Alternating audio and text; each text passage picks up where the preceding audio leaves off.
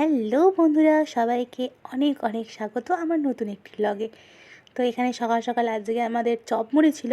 আজকে ছুটি নিয়েছিলাম কারণ আমার ব্যাংকে একটা কাজ ছিল, তাই জন্য টোটোতে করে চলে গেছিলাম সোজা ব্যাংক। আর এখানে এনএসবি রোডে আজকে প্রচুর জ্যাম ছিল। তো প্রচুর জ্যাম ছিল মানে বাস, আর আমি একটু বেড়াতে বেরিয়েছি স্বাভাবিকভাবে। আমি 11টা-11টার দিকে বেরিয়েছি, এখানে সেই জন্য আরও বেশি জ্যাম। কারণ ওই টাইমটা অফিস টাইম বলো বা স্কুল কলেজে সবাই যাতায়াত করে, আর সেই জন্য আর এমনিতেও সাধারণ মানুষ একটু বেড়াতেই বেরোচ্ছে ঠান্ডাটার জন্য। তো তারপরে এখানে ব্যাংকে কাজটা সেরে আমি হেঁটে হেঁটে বাড়ি ফিরছিলাম।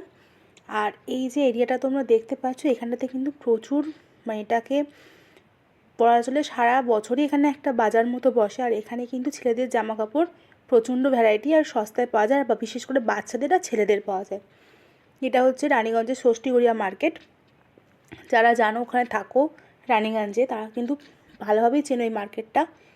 কিন্তু এখনও পর্যন্ত বেলা বাড়ার সাথে সাথে মার্কেটের সমস্ত দোকান খোলে, আজকে দোকান কম ছিল।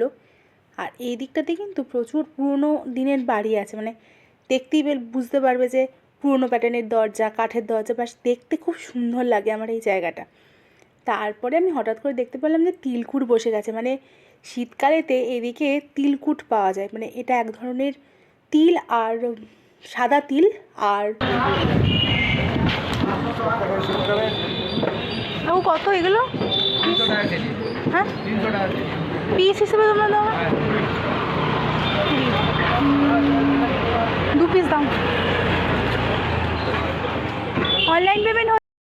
এখানে কিন্তু তিলকুট 300 টাকা কেজি, আর পার পিস হিসেবে 20 টাকা করে বিক্রি হচ্ছিলো। তো আমি 2 পিস নিয়েছিলাম। বাড়িতে যেহেতু মায়ের সুগার, তাই বেশি নিয়ে যেতে পারলাম না।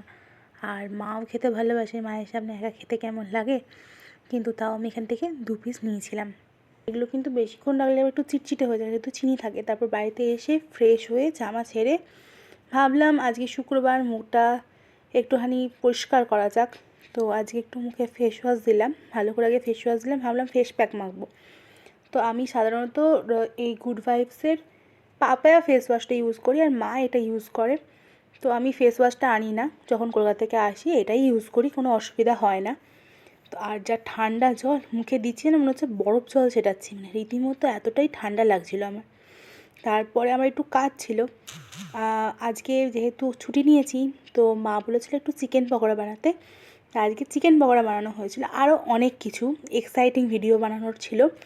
তো তোমাদেরকে কিন্তু কালকের ব্লগে সবটা শেয়ার করব। এরপর কি করলাম, ফেস প্যাক কীভাবে মাখলাম, আর কী বা প্যাক আমি ইউজ করি, আর পুরো রেসিপিটাও শেয়ার করব কিন্তু।